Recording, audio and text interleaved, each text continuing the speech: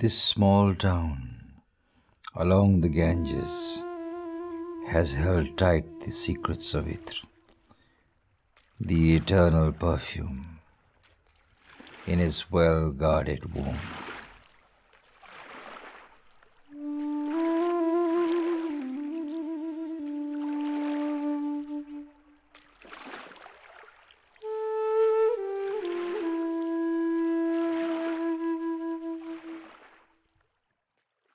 Itr, coming from the Persian itar, meaning perfume, the strong sense of fragrances that come in several varieties are meant for traditional users of perfume.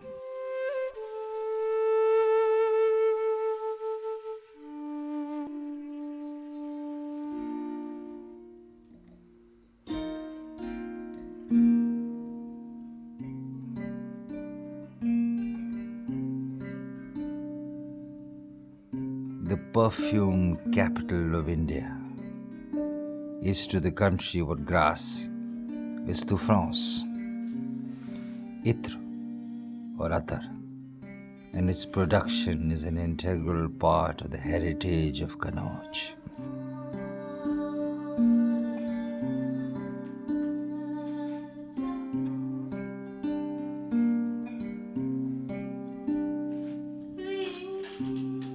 Kannauj, a well-known town, is mentioned in the epics.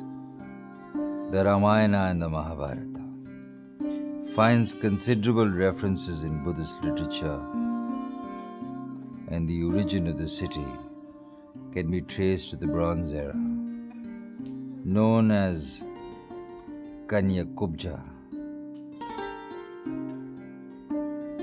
Kannauj, the capital of the kingdom that was founded by Amayavasu.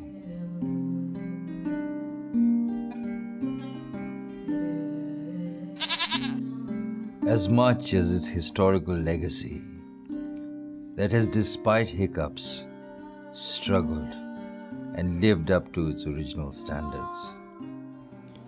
The Chinese traveler Fa Yan is said to have visited Kannauj during the Gupta period.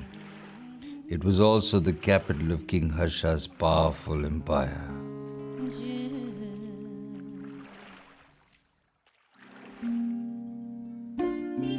In Ain-e-Akbari, Abul Fazl mentions that Akbar used itar daily and burnt incense sticks.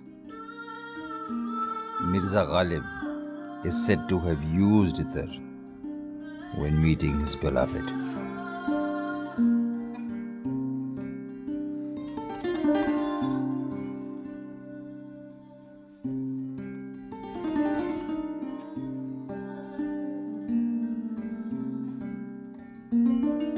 It is said that Noor Jahan used to bathe in perfume rose water, and one day her fingers chanced upon a few oil drops at the edge of the bath.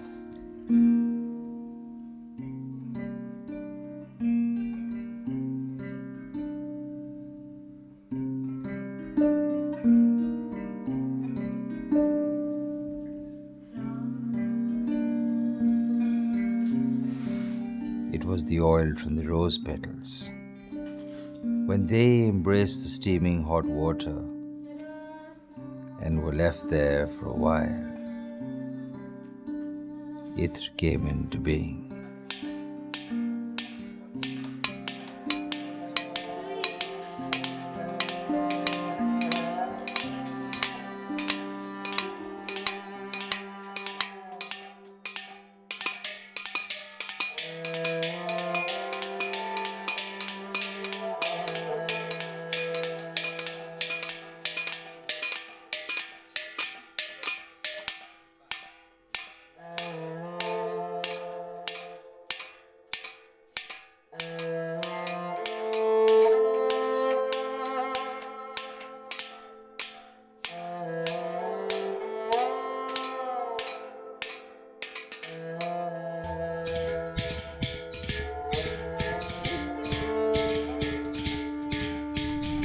slight breeze carries with it the whiff of subtle fragrances as you step into the lanes that have been witnessing the birth of Itr here since ages.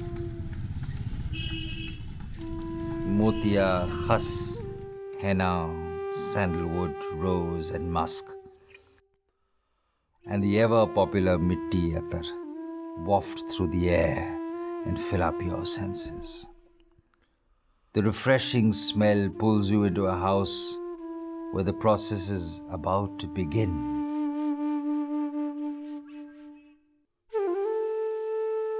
To experience the journey of Itr from the flower to the bottled perfume, patience is what you must carry with you.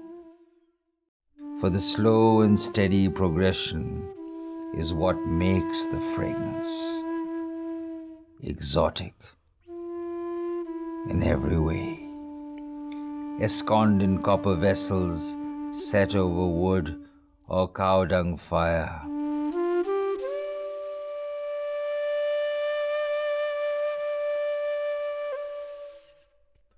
the flower petals are poured in and boiled at a controlled temperature.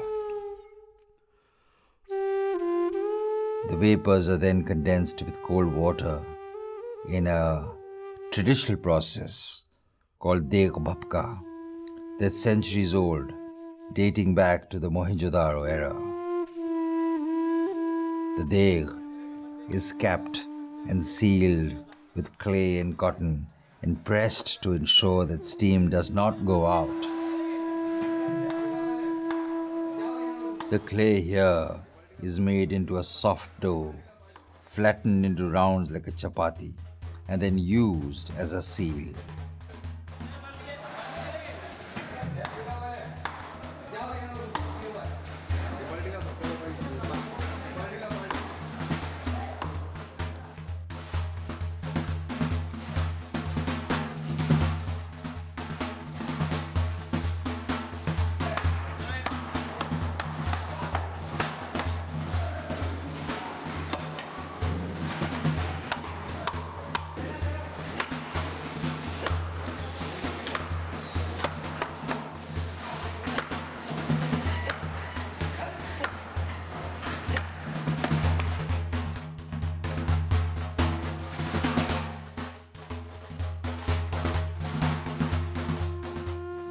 Then angled bamboo pipes that look like tubes are then inserted into the degh and let into the hole of the copper bhapka or beaker.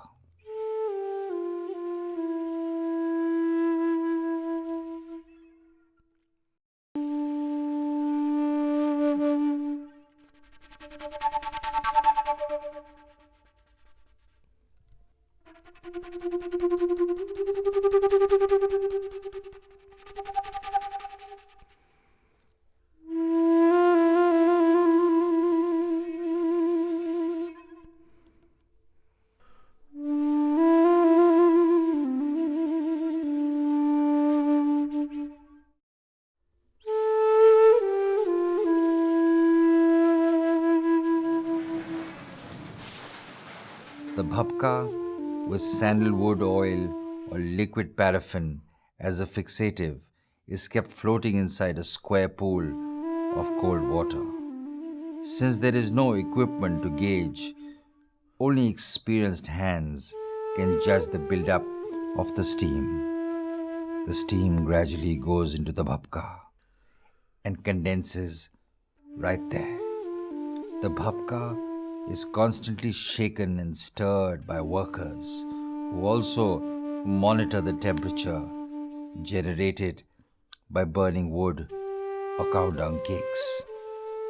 They listen to the sound of the boiling water and feel the heat with their hand. After a long process, the bhapka is filled with flower essences mixed with sandalwood oil and water. The sandalwood oil has the unique characteristic of absorbing the aroma of other flowers and subduing its own, and also retains the perfume at high temperatures. It is then left to cool. The water settles down and oil floats. The water is then slowly drained out and the oil remains in the container.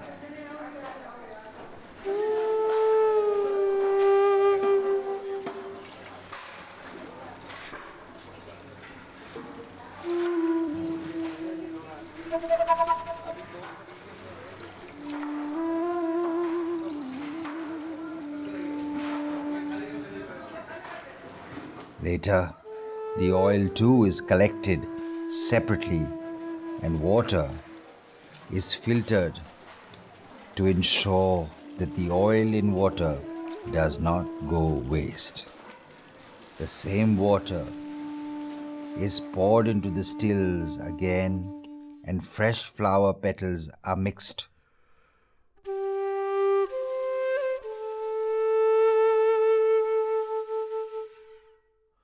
The process of hydrodistillation starts all over again.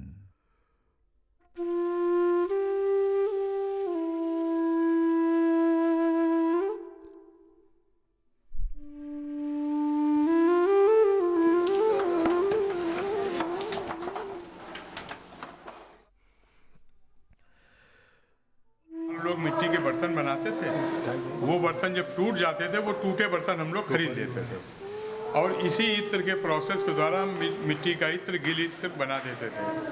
अब इसका commercial use हो गया तो हमको ज़्यादा चाहिए, तो अब मिट्टी के बर्तन भी नहीं बनते हैं। तो कुम्हार लोग क्या करते हैं कि उसी मिट्टी का एक कोई भी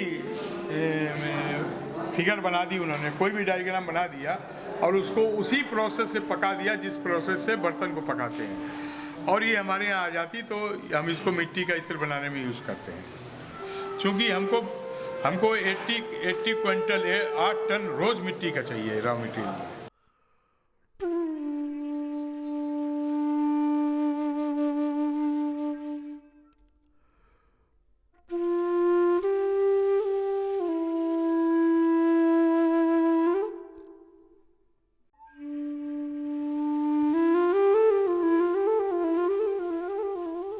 The other is stored in leather bottles, which absorb the moisture and further concentrate the fragrance.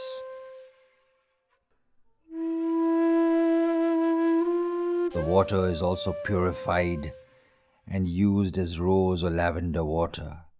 Some itras, like that of henna, can take longer.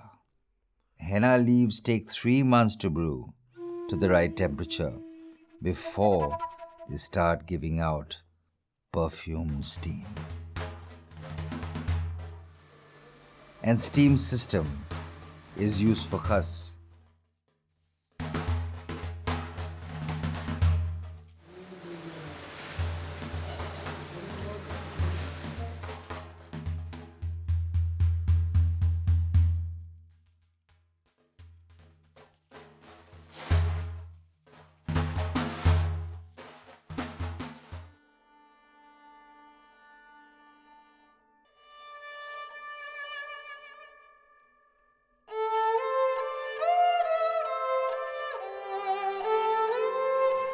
फूल का सीज़न जब होता है, इसका जब फूल का निकालते हैं, और शमामा हिना 12 महीने चलता रहता है। अल्हम्दुलिल्लाह इसी की सबसे ज़्यादा खपत है। और शमामा हमारा जो है सब जड़ी बूटियों से बनता है, इंडियन हर्ब्स से, पहाड़ों की यही सब पड़ती है।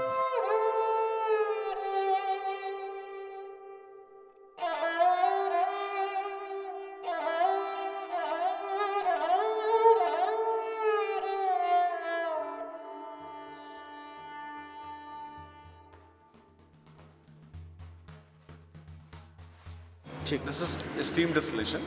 Here we extract the material using steam. The material which are very hardy in nature, like sandalwood, cedarwood, vetiver, nagarmotha, pacholi, which are not extracted by normal course of a process, we need a higher energy to extract them. So for such purpose, we use steam to extract the oil. So here we put the material, then pass the steam, it is generated into a boiler. We can do on a larger scale. If required, we can do the same process on a smaller scale, even for a few kilo of material. Then we go by another process, which is known as solvent extraction. So here we extract them using a solvent. So here we use solvent like hexane, which is a food grade. Here flower can be used, for example, a rose, where you can make a rose attar by hydrodistillation, or an oil by a hydrodistillation. But the moment you want a higher yield, you can use rose flowers by here, and you will end up into a rose absolute. If you are using spices like clove, nutmeg, ginger, turmeric, you can end up into an oleoresin for a use in flavors and food industry. If you have got a resins and gum, you can end up into a resin oil, which can be used in perfumery for stabilizing the fragrances and for agarbatti and dhupatti. The industry is fairly old in Kannauj. There are only two towns across the globe. One is Kannauj, another is the Grasse in the southern parts of the France, where majority of the people are directly or indirectly engaged in perfumery. The Kannauj does have more than 350 small and big units which were involved in making attars. The attar is something unique to Kannauj just because of the reason there is a terracotta apparatus which is found during the Indus Valley excavation and is being placed even today in Taxila Museum in Lahore in Pakistan. And this terracotta distillation apparatus is very similar to what is being practiced even today in Kannauj for making the attar. That correlates. This process is more than 4,000 year old, and as a result, with the Kannauj Attar and Perfume Association, along with the FFDC, went ahead and we filed, and we could able to get geographical indication for the Kannauj attar industry, which is going to benefit the industry at a point to today and tomorrow. Looked after by the Ministry of Small and Medium Enterprises, the estimated worth of the fragrance and flavor industry is about 10,000 crore annually, half of which are taken up by the fragrances and essential oils, including attar. An average unit produces 2,000 liters of attar and essential oils each month, exporting 20% of it to the Gulf countries, where there is a significant market for non-alcoholic perfumes. Telangana, Tamil Nadu, Gujarat, Odisha, and UP are among the other attar manufacturing centers in India.